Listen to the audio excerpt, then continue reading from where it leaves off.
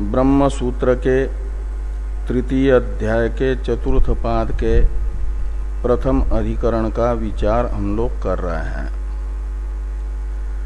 इस अधिकरण के 17 सूत्रों में से प्रथम सूत्र का विचार हो चुका है। प्रथम सूत्र है इस अधिकरण का सिद्धांत बताने वाला सूत्र। इस अधिकरण का विषय है आत्मज्ञान। संशय है आत्मज्ञान के विषय में कि वह कृत्वर्थ है या पुरुषार्थ है। सिद्धांत बताया गया कि आत्मज्ञान पुरुषार्थ है। पुरुषार्थो अतः शब्दात इति बादरायणः, यह सूत्र आत्मज्ञान को पुरुषार्थ बताता है। का मतलब स्वतंत्र फल वाला है, कर्मांग नहीं है।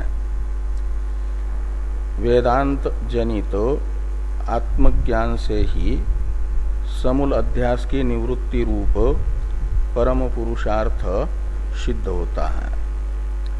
ऐसा ब्रह्मविद आपनोति परम इत्यादि श्रुतियां कहती हैं। ऐसा मानना है आचार्य बादरायण का।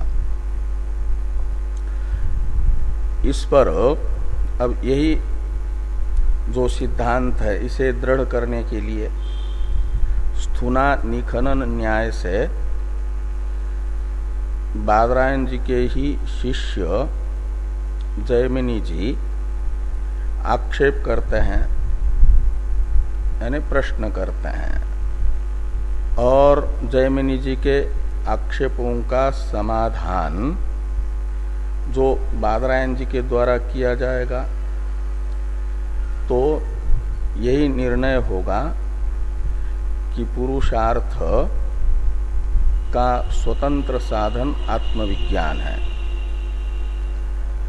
इस सिद्धांत को दृढ़ करने के लिए द्वितीय सूत्र से लेकर के 7वें सूत्र तक 6 सूत्रों से पहले आक्षेप किया जा रहा है। तो आक्षेप करते समय द्वितीय सूत्र से जैमिनी जी ने ये कहा कि आत्मविज्ञान कर्मांग है। क्यों कर्मांग है आत्मविज्ञान? तो कहा इसलिए कि वह स्वयं निष्फल है और कर्मांग जो कर्ता कारक है तद विषयक है। इसलिए कर्म का अंगभूत जो कर्ता रूप कारक है तद विषयक होने से प्रोक्षणादि के तरह यह भी कर्मांग बनेगा।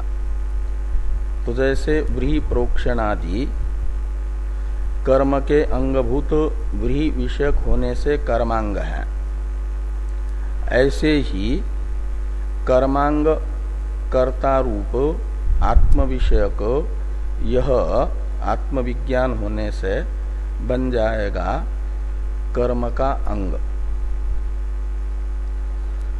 तो कहा इसका तो स्वतंत्र फल बताने वाली श्रुतियां हैं, ब्रह्मविद आपनोति परम इत्यादि।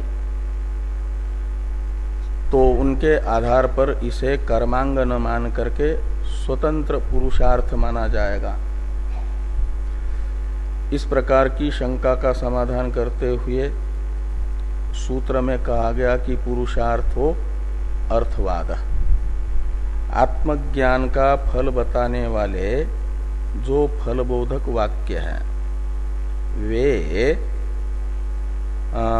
अर्थवाद हैं, प्रशंसक हैं, आत्मविज्ञान की स्तुति करते हैं। कर्म का अंगभूत जो आत्मविज्ञान उसके प्रशंसक है। कैसे कर्मांग का फल, इनमें कर्मांगत्व होने से इनके विषय में जो फल श्रुति है वह अर्थवाद है। इसे समझाने के लिए उदाहरण है यथा अन्येषु। तो जैसे पर्णता जुहू द्वारा कर्म का अंग है, तो पर्णता का फल बताने वाला वाक्य जो है यस्य पर्णमयी जुहुर्भवति न स पापम श्लोकम शृणोति, निंदा का अभाव, ये पर्णता का फल बताने वाला वाक्य अर्थवाद है। ऐसे ही अर्थवाद है ब्रह्म ज्ञान का फल बताने वाला जो ब्रह्मविद आपनोति परम इत्यादि वाक्य।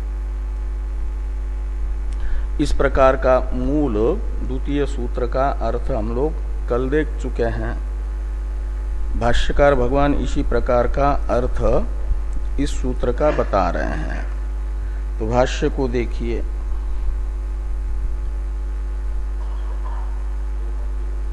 हाँ, जयमिनी आचार्य मन्यते यहां तक हुआ है, यानी शेषत्वात् पुरुषार्थवादो इति जयमिनी, इतने पदों का अर्थ भाष्य में हो चुका है।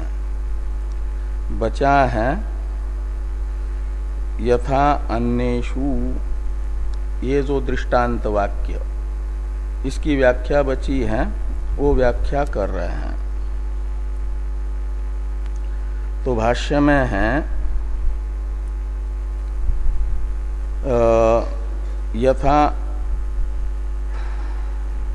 अन्येषु द्रव्य संस्कार कर्मसु इत्यादि वाक्य, इसका अवतरण लिखते हैं टीकाकार। तो अवतरण टीका को देखिए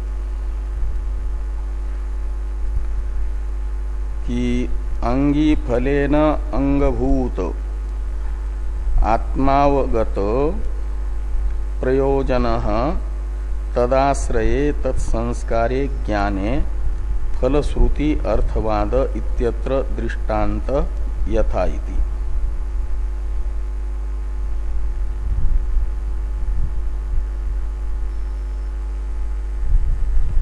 तो ये कहते हैं अंगभूत जो आत्मा है वह, यहाँ सब इसमें आत्मावगत ही है या आत्मावगम लिखे हैं कहीं कहीं, तो को म है पुराने कैलाश वाली में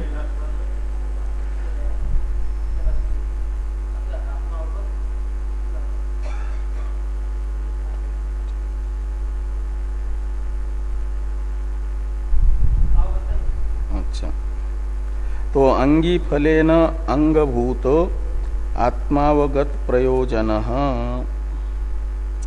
तो इसमें ये कहा जा रहा है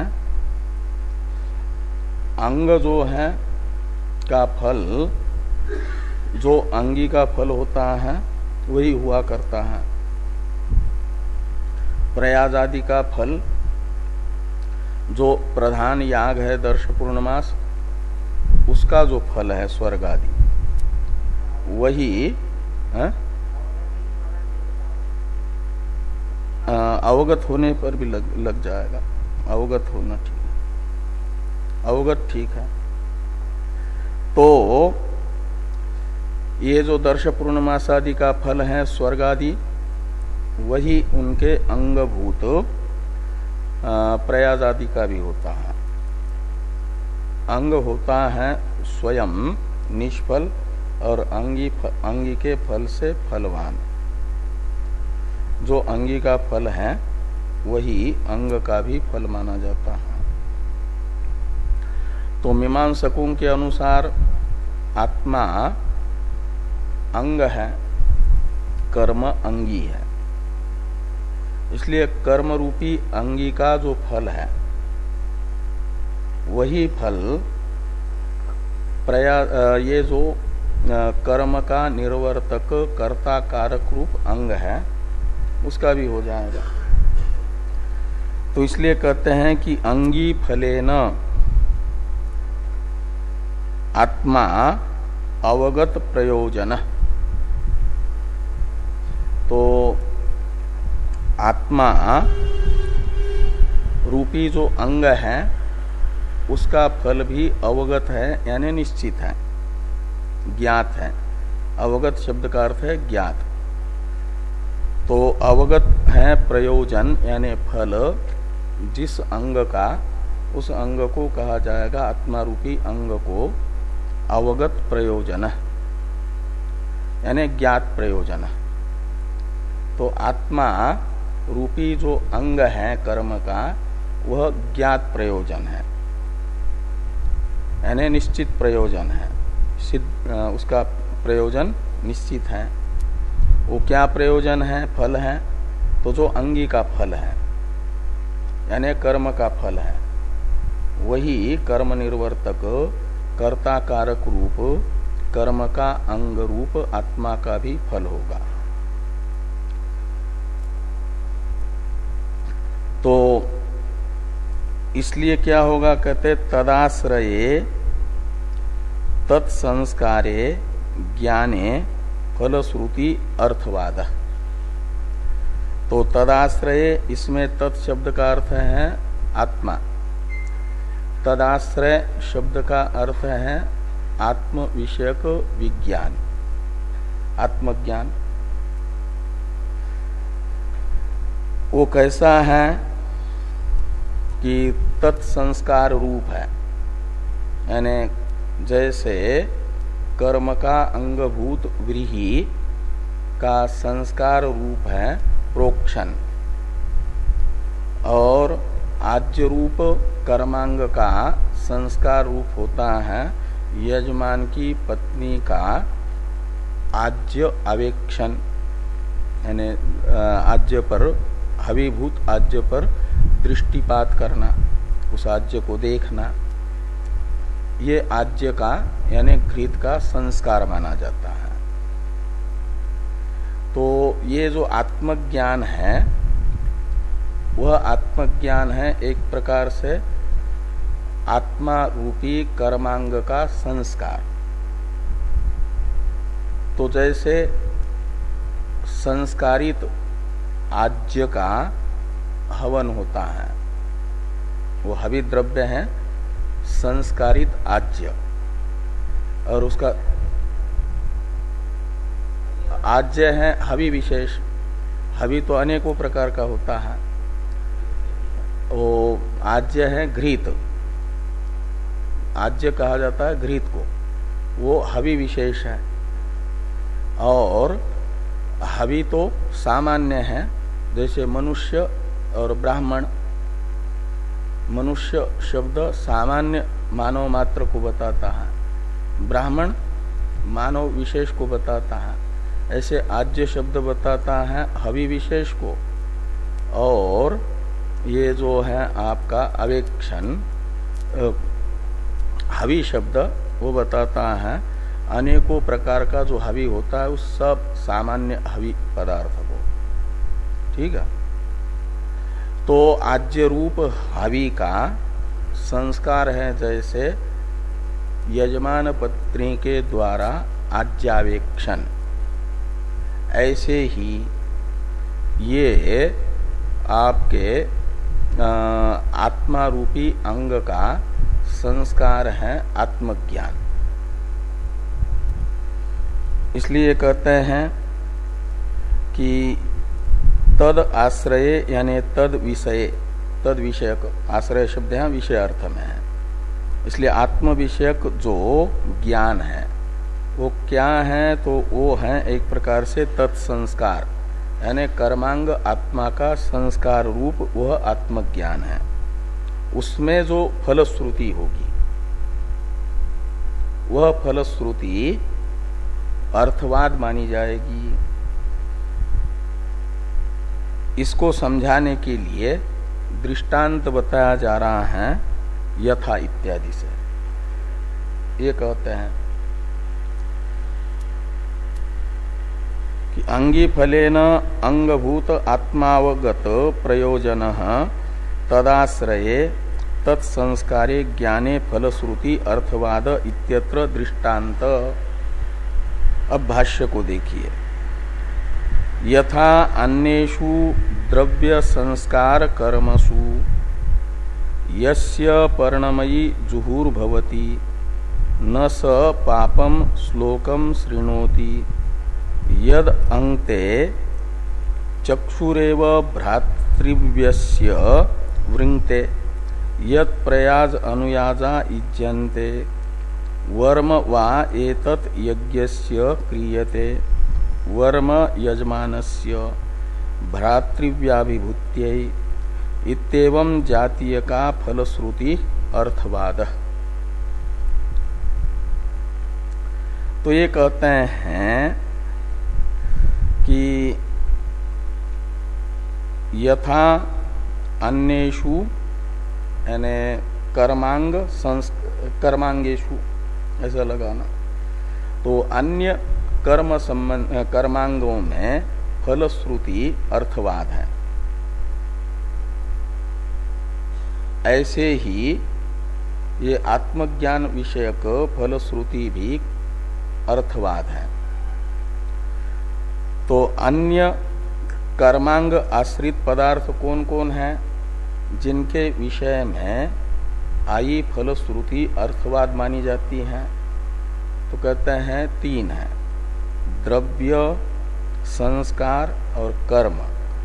इन तीनों को माना जाता है कर्मांग आश्रय, और इनके विषय में जो फलश्रुति वह बन जाती है अर्थवाद।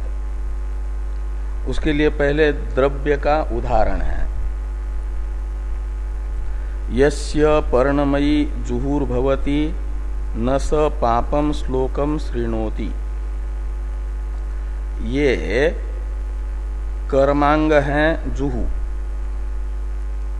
और जुहु की प्रकृति है पर्ण शब्दित पलाश की लकड़ी, उसे पर्णता कहा जाता है, पलाश की लकड़ी को। और पर्णमयी शब्द का अर्थ है पर्ण का विकार, विकार अर्थ में मयट प्रत्यय है। जुहु शब्द स्त्रीलिंग होने से बीच में वो टिट धाने सूत्र से गिप हुआ तो पर्णमयी बना। ये पर्णमयी जुहु का विशेषण है। तो इसका अर्थ है कि जुहु रूप कर्मांग पलाश से बना हुआ रहता है जिसका, उसकी निंदा नहीं होती। नहीं, पापम होना चाहिए। नहीं, वो क नहीं, पापम है।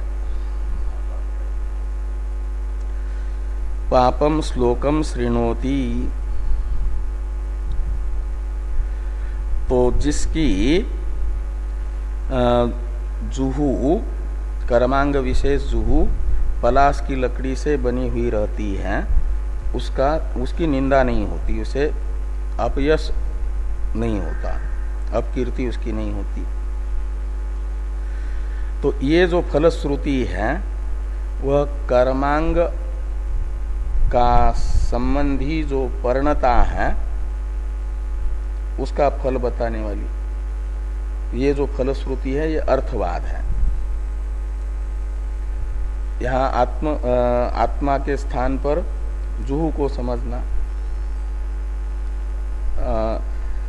दृष्टांत में जो जुहू है, दार्ष्टान्त में आत्मा, और दृष्टांत में जो पर्ण शब्दित पर्णता है पलाश की लकड़ी, उसके स्थान पर हो जाएगा आत्मज्ञान। तो आत्मज्ञान जैसे कर्मांग आश्रित है, ऐसे ये पर्णता भी कर्मांग जुहू आश्रित है, और उसका फल बताने वाली श्रुति अर्थवाद है।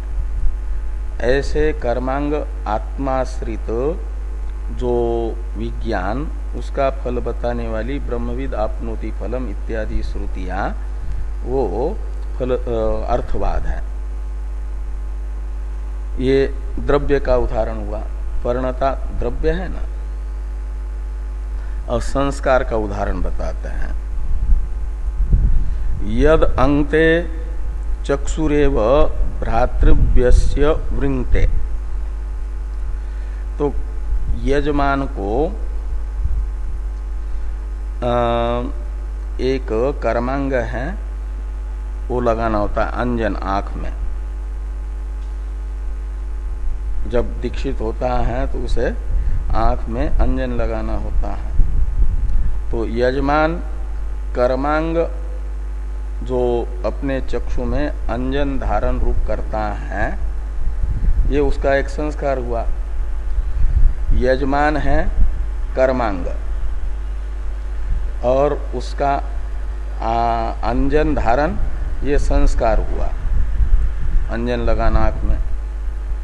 और इस अंजन धारण लगाना रूप जो संस्कार है, इस संस्कार का फल बताया कि उसका जो भ्रातृव्य है यानी शत्रु है, उसके आँख को खींच लेता है। वृंगते का मतलब समाप्त करता है, का मतलब अंधा बना देता है। तो शत्रु का विवेक समाप्त होता है, बुद्धिनाश होता है एक प्रकार से।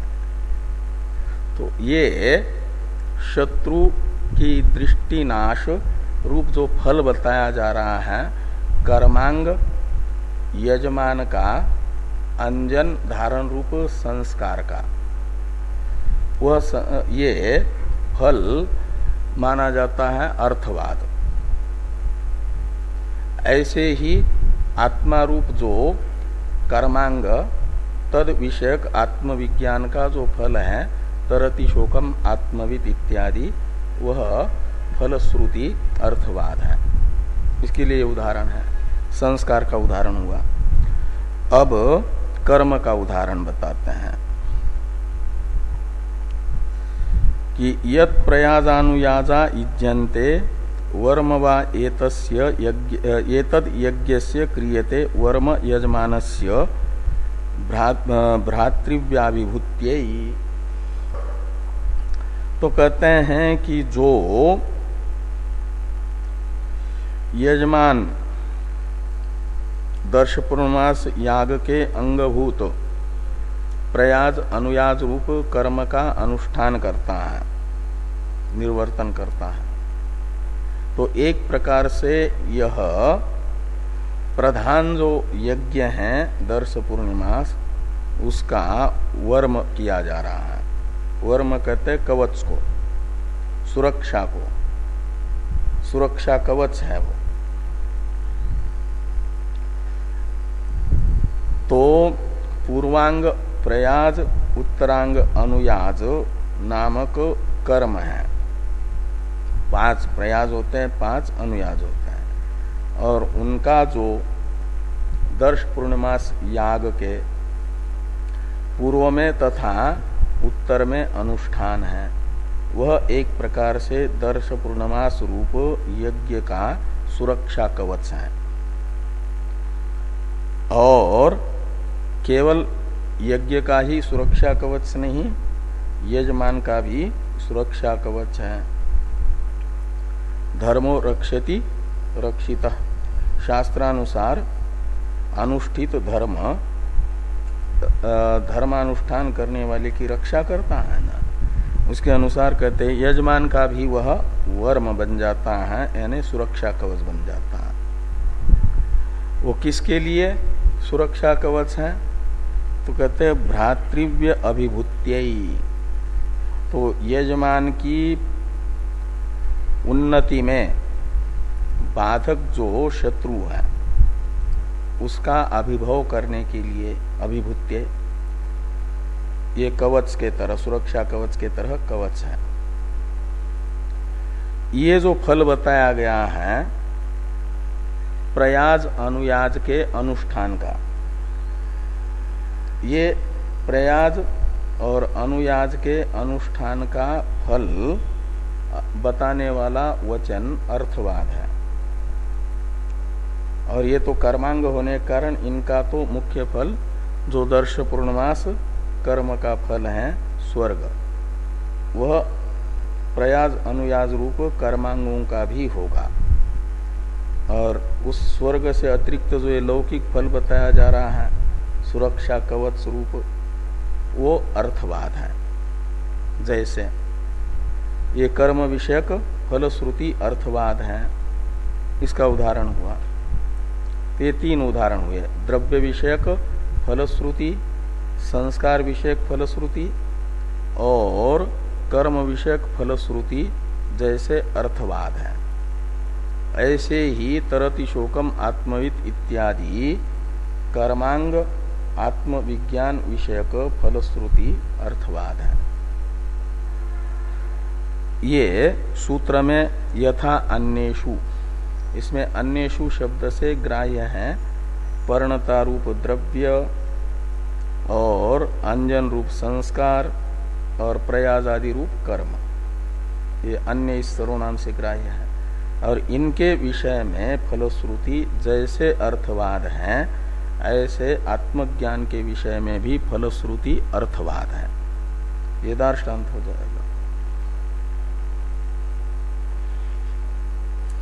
तो इत्येवं जातीय का फलश्रुति अर्थवाद, तो इस प्रकार की फलश्रुतियां अर्थवाद हैं। तद्वत ऐसे दार्ष्टान्त में आत्मज्ञान विषयक फलश्रुति अर्थवाद। थोड़ी टीका है, टीका को देखिए। ये जो 3 उदाहरण है इसमें से कौन द्रव्य का उदाहरण है, कौन संस्कार का उदाहरण है, कौन कर्म का उदाहरण है, इसे अलग अलग करके टीकाकार बता रहे हैं।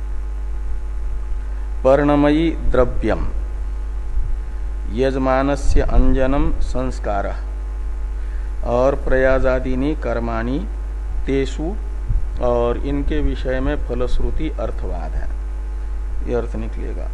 वर्म शब्द का अर्थ बताते हैं कवचम।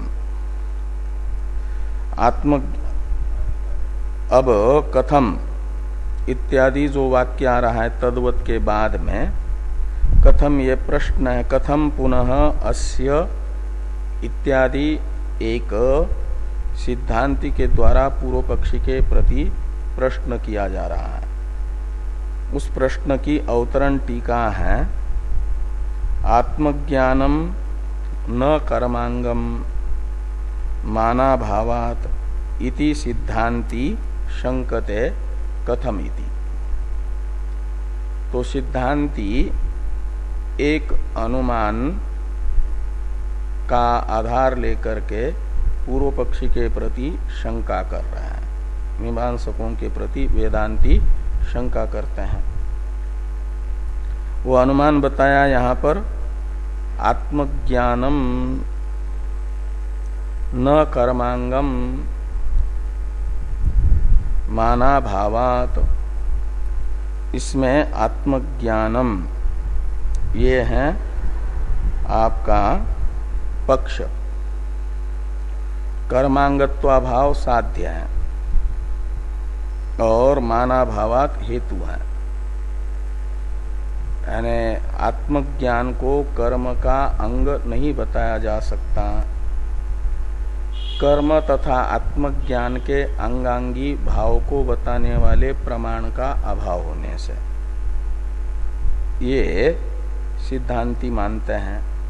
और ऐसी मान्यता जिन सिद्धांतियों की है वे सिद्धांती आत्मज्ञान को कर्म का अंग मानने वाले पूर्व पक्षी के प्रति शंका करते हैं। इति सिद्धांति शंकते। तो ये शंका देखिए। कथम पुनः अस्य अनारभ्याधीतस्य आत्मज्ञानस्य प्रकरणादीनाम अन्यतमेनापि हेतुना विना क्रतु प्रवेश आशंक्यते। इतना ये वाक्य है प्रश्न वाक्य सिद्धांति का पूर्व पक्षी के प्रति। सिद्धांति कह रहे हैं कि दो प्रकार की विधि होती है। कर्म एक आरभ्य अधीत वाक्य दूसरा अनारभ्याधित विधि वाक्य।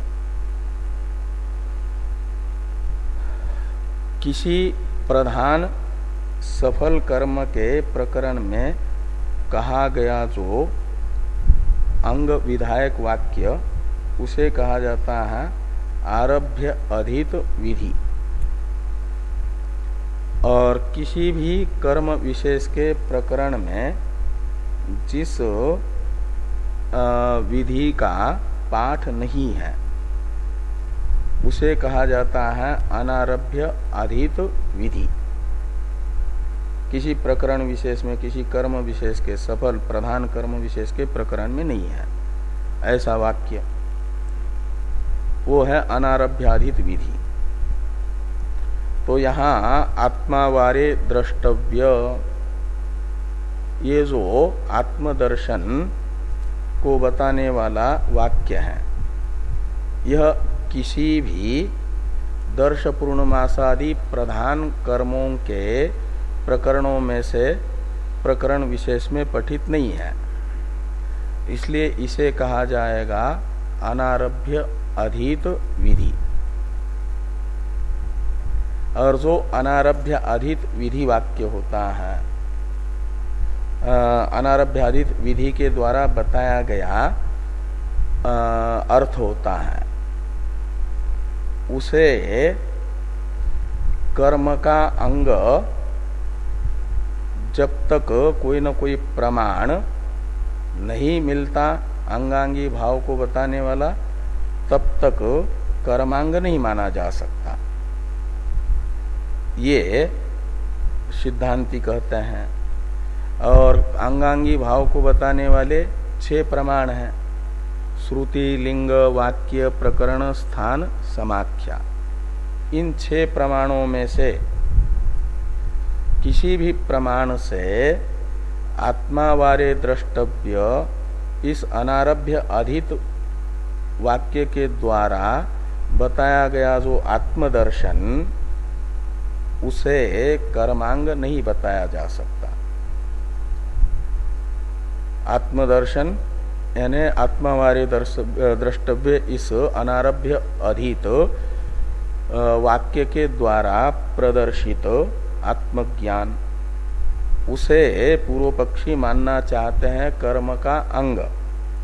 सिद्धांती कहते हैं कि आत्मावारे द्रष्टव्य यह वाक्य अनारभ्य अधित होने से इसके द्वारा प्रदर्शित आत्मदर्शन को कर्मांग नहीं बताया जा सकता बिना श्रुत्यादि प्रमाण के।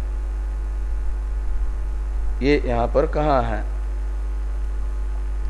कि कथम पुनः अस्य अनारभ्य अधितस्य आत्मज्ञानस्य, तो अनारभ्य अधित जो आत्मदर्शन है, आत्मज्ञान है, उसे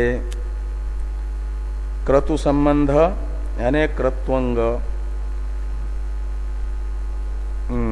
ऊपर, हाँ, आत्मज्ञानस्य प्रकरणादीनाम अन्यतमेनापि हेतुना विना क्रतु प्रवेश आशंक्यते। तो अनारभ्य अधित जो आत्मज्ञान, उसका क्रतु प्रवेश यानी क्रत्वंगत्व,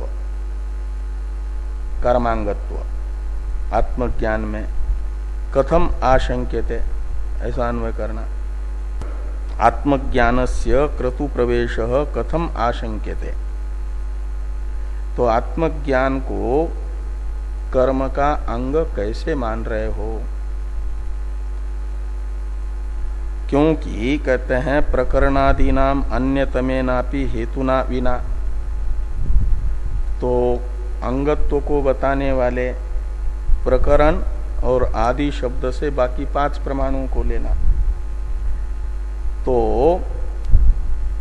उन 5 प्रमाणों में से यानी 6 प्रमाणों में से प्रकरण तथा अन्य 5 प्रमाण आदि शब्द से ग्राह्य, इन 6 प्रमाणों में से अन्यतमेनापि हेतुना, एक भी प्रमाण अंगांगी भाव को बताने वाला नहीं है, तो भी हेतुना विना का अर्थवा इस प्रमाण के बिना आप आत्मज्ञान को क्रतु का अंग कैसे मानते हो?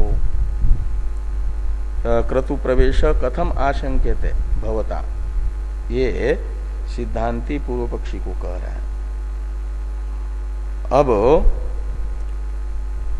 कर्तृद्वारेण वाक्यात इत्यादि ये सिद्धांति के प्रश्न का उत्तर पूर्व पक्षी दे रहे हैं इस वाक्य से।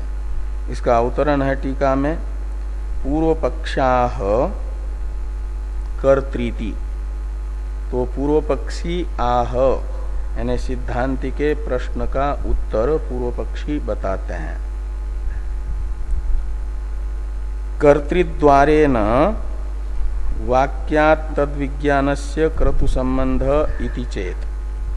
तद्विज्ञानस्य में तत्शब्द का अर्थ है आत्मा, तद्विज्ञान यानी आत्मविज्ञान। तो आत्मविज्ञानस्य क्रतु संबंध यानी क्रत्वंगत्वम वाक्यात वाक्य प्रमाण से होगा। कर्तृद्वारेण यानी आत्मज्ञान का विषयभूत जो कर्ता और उस कर्तारूप विषय द्वारा वाक्य प्रमाण से आत्मज्ञान क्रतु का अंग सिद्ध होगा, कर्मांग सिद्ध होगा। इति चेत, ऐसा समाधान यदि पूर्व पक्षी करते हैं तो न इत्यादि से सिद्धांति इसका निराकरण करेंगे। ये तो पहले पूर्व पक्षी के प्रति सिद्धांति का एक प्रश्न हुआ, उसका उत्तर पूर्व पक्षी यदि ऐसा देते हैं वाक्य प्रमाण के आधार पर कर्ता द्वारा आत्मज्ञान को कर्म का अंग हम कह रहे हैं वाक्य प्रमाण से, ऐसा यदि कहते हैं तो सिद्धांति बताएंगे न इत्यादि से कि वाक्य प्रमाण से भी आत्मज्ञान को कर्म का अंग नहीं बनाया जा सकता। अब न इत्यादि का अवतरण है टीका में। तो टीकाकार कर्तृ इति इस प्रतीक के बाद में अवतरण लिख रहे हैं 3 पंक्तियों में।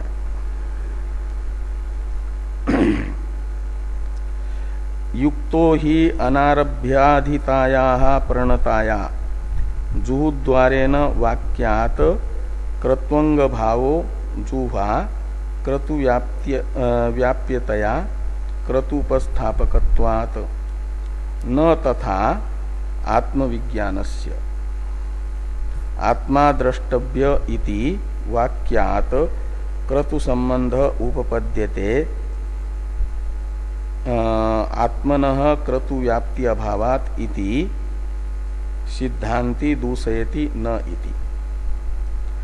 तो ये कह रहे हैं दृष्टांत तो ठीक है पूर्व पक्षी का, लेकिन दार्ष्टान्त में आत्मविज्ञान को वाक्य प्रमाण के आधार पर भी क्रतु का अंग नहीं माना जा सकता, ऐसा सिद्धांति कह रहे हैं। तो दृष्टांत है पर्णता का। तो यस्य पर्णमयी जुहुर्भवति इस वाक्य से कर्म का अंगभूत जो जुहु पात्र तद्वारा पर्णता का यानी पलाश की लकड़ी का कर्म प्रवेश है, क्रतु प्रवेश है, यानी क्रतु के साथ संबंध सिद्ध हुआ, अंगत्व सिद्ध हुआ। ये तो उचित है, वहां वाक्य प्रमाण बनेगा उदाहरण में। तो ये कह रहे हैं कि युक्तो ही अनारभ्य अधिताया पर्णताया, यद्यपि जैसे आत्मावारे द्रष्टव्य यह वाक्य अनारभ्याधीत है, ऐसे यस्य पर्णमयी जुहु भवति यह वाक्य भी अनारभ्याधित विधि है। तो अनारभ्याधित होने पर भी किसी कर्म विशेष के प्रकरण में पठित न होने पर भी उस अनारभ्य वाक्य अनारभ्याधित वाक्य के द्वारा प्रदर्शित पर्णता का जुहु द्वारा कर्म अंगत्व उचित है, ये कह रहे हैं कि जुहु द्वारे न वाक्यात कृत्वंग भावो जुहा युक्त, उसके साथ जोड़ना को क्या ना पर्णताया कृत्वंग भावो युक्त। तो पर्णता में यानी पलाश की लकड़ी में कृत्वंगत्व युक्त है, उचित है, वाक्य प्रमाण के आधार पर जुहु रूप कर्मांग द्वारा। ऐसा क्यों कहते? इसलिए कि जिस कर्मांग का आश्रय पर्णता ले रही है पलाश की लकड़ी, वह कर्म का अंग कर्म से अव्यभिचारी है, कर्म का व्याप्य है, वैदिक कर्म का। तो इसलिए कहते हैं कि जुहा क्रतु व्याप्यतया क्रतु उपस्थापकत्वात्। तो जिस कर्म का आश्रय ले रहा है पर्णता, वाक्य प्रमाण जिस पर्णता में कृत्वंगत्व तो बता रहा है, जिस कर्म को आधार बना करके माध्यम बना करके वह कर्मांग कर्म का अव्यभिचारी है, कर्म का व्याप्य है। अव्यभिचारी कहते व्याप्य को, जैसे धुआं वह्नि का अव्यभिचारी है, यानी व्याप्य है, लेकिन वह्नि धुएं का अव्यभिचारी नहीं है, व्याप्य नहीं है, व्यापक है। वो बिना धुएं का भी रह सकता है, लेकिन धुआं कभी भी बिना अग्नि के नहीं रहता, इसलिए धुएं को कहा जाता है अग्नि का अव्यभिचारी। तो अग्नि का अव्यभिचारी होने से धुआं जैसे व्याप्य है, ऐसे क्रतु का अव्यभिचारी अंग है जुहुपात्र। और उस अव्यभिचारी कृत्वंग जुहु के आश्रय द्वारा, जुहु के माध्यम से क्रतु का अंग इस पर्णता को मानना तो युक्त है, क्योंकि उस व्याप्य जुहु पात्र में क्रतु के उपस्थापकत्व की योग्यता है, क्रतु को उपस्थापित करता है, वो क्रतु का स्मरण कराता है कर्म का। ऐसे कहते हैं। अब दृष्टांत में तो ठीक है, लेकिन दार्ष्टान्त में उचित नहीं है। आत्मविज्ञान को आत्मा द्वारा कर्म का अंग मानना, ये कह रहे हैं कि न तथा आत्मविज्ञानस्य आत्मा द्रष्टव्य इति वाक्यात् क्रतु संबंध उपपद्यते। तो तथा यानी जैसे पर्णता का जुहु द्वारा वाक्य प्रमाण के आधार पर क्रतु संबंध हुआ, ऐसे आत्मविज्ञान का वाक्य प्रमाण से आत्मा द्वारा आत्मावार्य द्रष्टव्य यह वाक्य अनारभ्यादित वाक्य क्रत्वंगत्व नहीं बता पाएगा, क्रतु संबंध न उपपद्यते। क्यों नहीं बता पाएगा? कहते इसलिए कि जैसे जुहु पात्र क्रतु का अव्यभिचारी अंग है, यानी क्रतु व्याप्य है, ऐसे आत्मा क्रतु व्याप्य नहीं है। जिसको माध्यम बना करके आत्मज्ञान को कर्म का अंग बनाने जा रहे हैं, वह माध्यम भूत आत्मा जुहु के तरह क्रतु का व्याप्य नहीं है। इसलिए व्यभिचारी अंग को आश्रय बना करके अनारभ्य अधित वाक्य के द्वारा बताए गए आत्मज्ञान को आत्मा द्रष्टव्य वाक्य क्रत्वंग नहीं बना पाएगा। तो ये कहा कि आत्मन क्रतु व्याप्ति अभावात, तो आत्मा में क्रतु की यानी कर्म की व्याप्ति न होने से। हाँ, तो दृष्टांत और दार्ष्टान्त में वैषम्य है। हाँ, दृष्टांत तो उभय सम्मत है, दार्ष्टान्त में वैषम्य है दृष्टांत का। ये तो सिद्धांतियों ने भी स्वीकार किया ना कि दृष्टांत में तो अनारभ्य अधित विधि के द्वारा प्रदर्शित परिणता में अव्यभिचारी कृत्वंग जुहू द्वारा वाक्य प्रमाण से कृत्वंगत्व तो उचित है, ये तो सिद्धांति भी मान रहा है। लेकिन ये कहते हैं कि दार्ष्टान्त में ये उचित नहीं है, क्योंकि आत्मज्ञान जिस कर्मांग को माध्यम बना रहा है वह कर्मांग कर्म का अव्यभिचारी नहीं है, यानी कर्म का व्याप्य अंग नहीं है।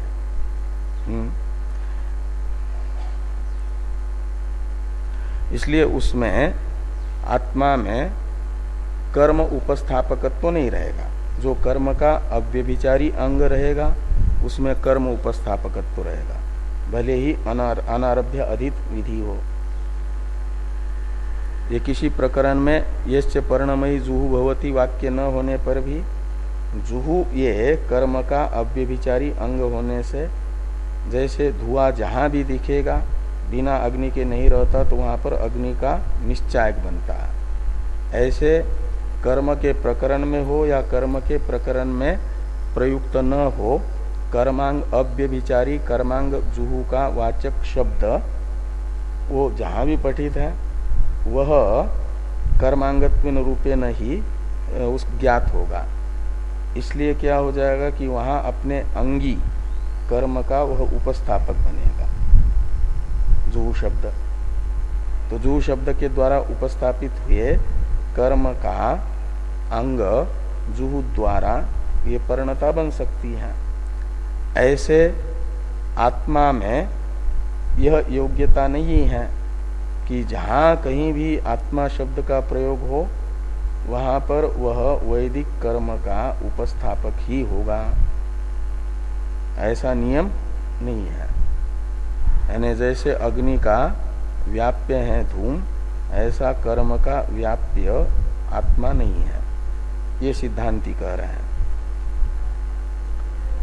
तो क्रतु व्याप्ति अभावात आत्मनः इति सिद्धांति दूषयति, ये दोष सिद्धांति पूर्व पक्षी के समाधान में बता रहे हैं। जो पूर्व पक्षी ने समाधान दिया था उसमें तो भाष्य में है न वाक्यात विनियोगानुपपत्ते, तो न यानी ये वाक्य प्रमाण के आधार पर आत्मज्ञान कर्ता द्वारा कर्मांग निश्चित होगा, ये कहना उचित नहीं है। ये न का अर्थ निकलेगा। आत्मा द्रष्टव्य इस वाक्य से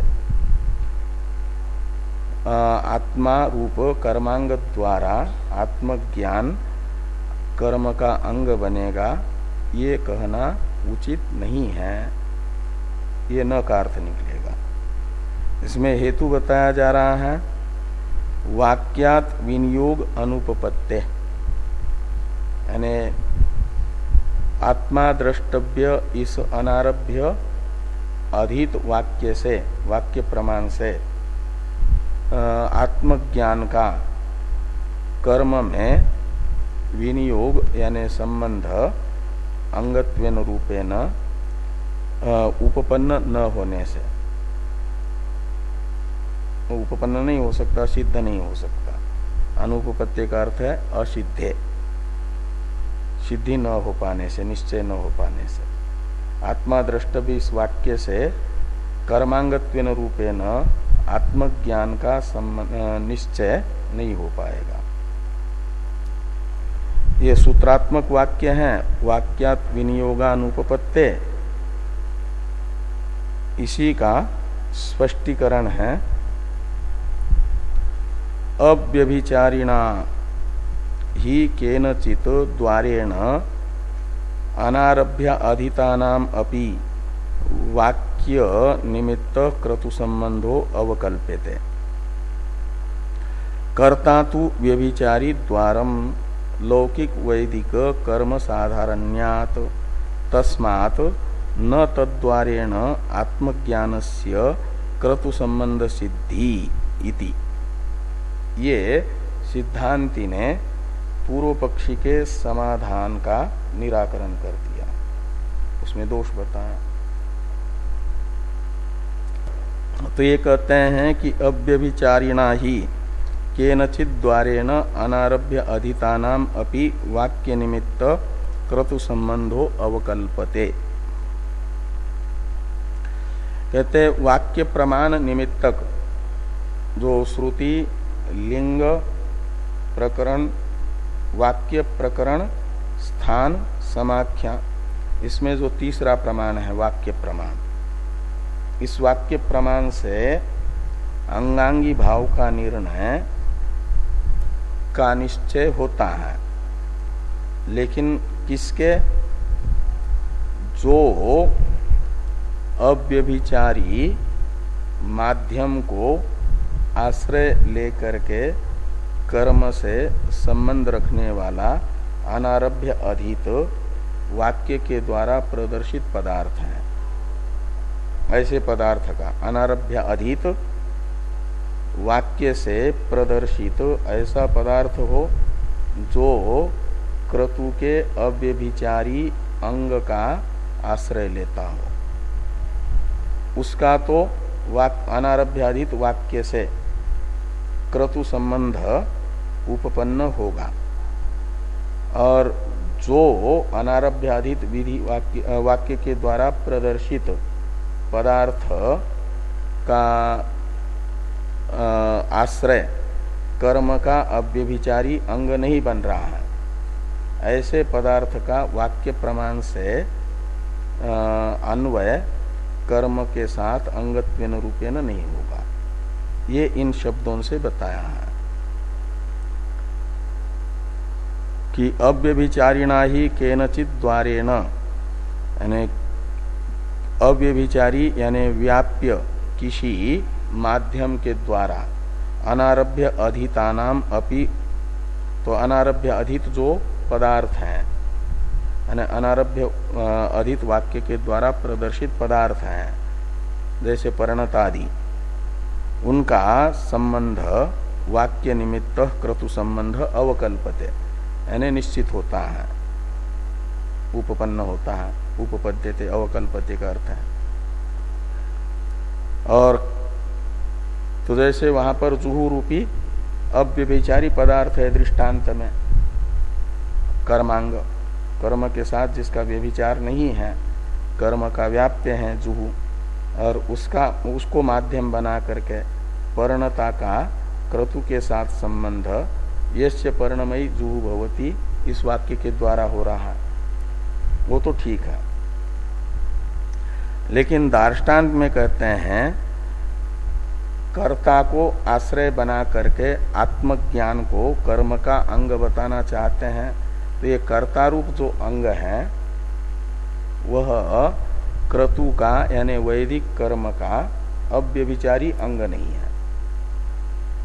तो ये कहते हैं कि कर्ता तु व्यभिचारी द्वारम, तो कर्ता कारक रूप जो द्वार है माध्यम है वह व्यभिचारी द्वार है, अव्याप्य द्वार है, व्याप्य द्वार नहीं है क्रतु का। कैसे कह रहे हो आप कर्ता को अव्यभिचारी नहीं है करके, व्यभिचारी है करके कैसे कह रहे हो? कहते इसलिए कि क्रतु शब्द का तो अर्थ है वैदिक कर्म, और ये तो लौकिक कर्म में भी, तो लौकिक वैदिक कर्म साधारण्यात्, तो लौकिक जो भोजनादि कर्म है इन कर्मों में भी बिना कर्ता के भोजनादि कर्म की निर्वृत्ति नहीं होती, संपन्न नहीं होते भोजनादि कर्म। तो इसका अर्थ है कि कर्ता लौकिक कर्म में भी आवश्यक है, और क्रतु शब्द से तो लिया जा रहा है शास्त्रीय कर्म, वैदिक कर्म। तो इसलिए लौकिक वैदिक कर्म साधारण्यात्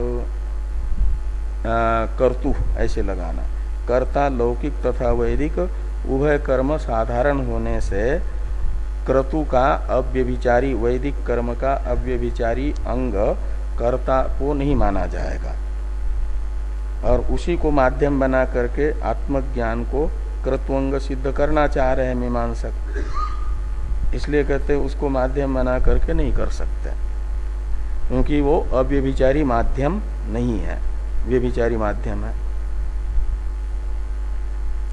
तस्मात् न तद्वारे न, तद्वारे यानी आत्मा कर्ता रूप व्यभिचारी द्वार के द्वारा, माध्यम के द्वारा आत्मज्ञान से क्रतु संबंध सिद्धि न, तस्मात् के पास जो न है वो क्रतु संबंध सिद्धि के साथ जुड़ेगा।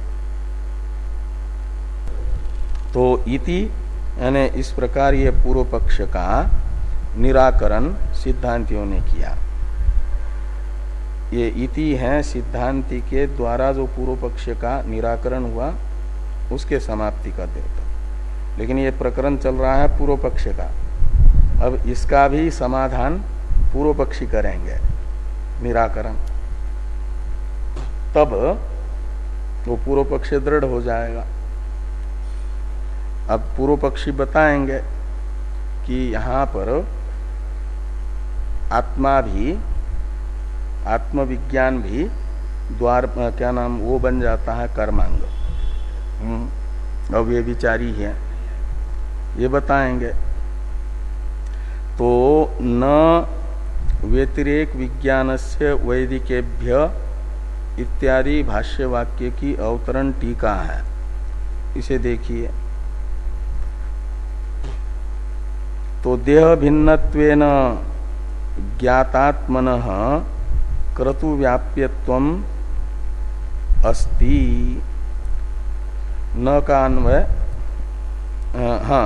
न नहीं है, ये पूर्व पक्षी कह रहे हैं कि देह भिन्नत्वेन ज्ञातात्मनः क्रतुव्याप्यत्वम् अस्ति, माध्यम को क्रतु का अव्यभिचारी दिखाना है ना। तो पूर्व पक्षी कहते हैं आत्मा दो प्रकार का है, एक देहा भिन्नत्वेन रूपेण ज्ञात आत्मा और एक देह भिन्नत्वेन रूपेण ज्ञात आत्मा। तो देह भिन्नत्वेन रूपेण ज्ञात जो आत्मा है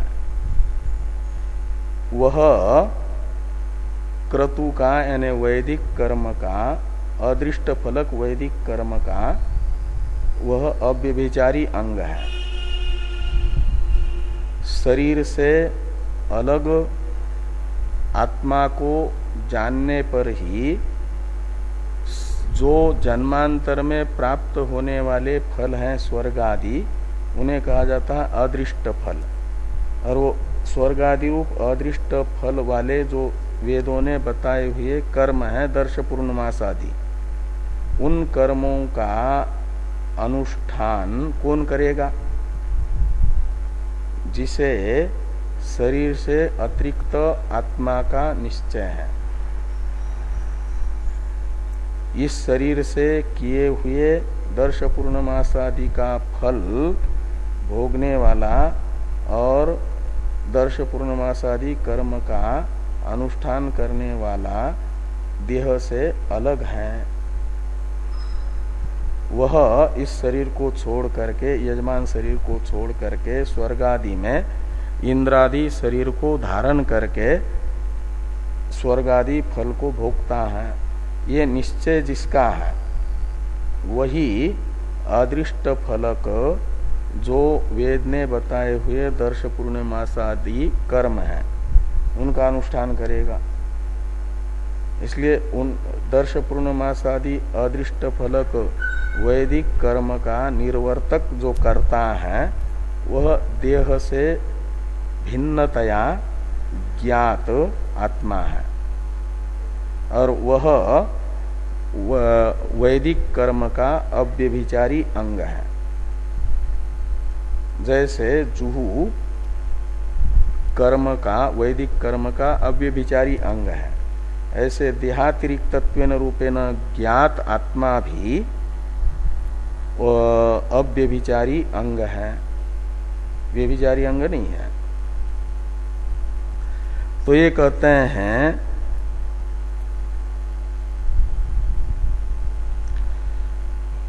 देह भिन्नत्वेन ज्ञात आत्मनः क्रतु व्याप्यत्वम अस्ति, यानी क्रतु का वह व्याप्य यानी अव्यभिचारी अंग है, देह भिन्नत्वेन रूपेण ज्ञात आत्मा इति पूर्व पक्षी ऐसी मान्यता पूर्व पक्षी की है।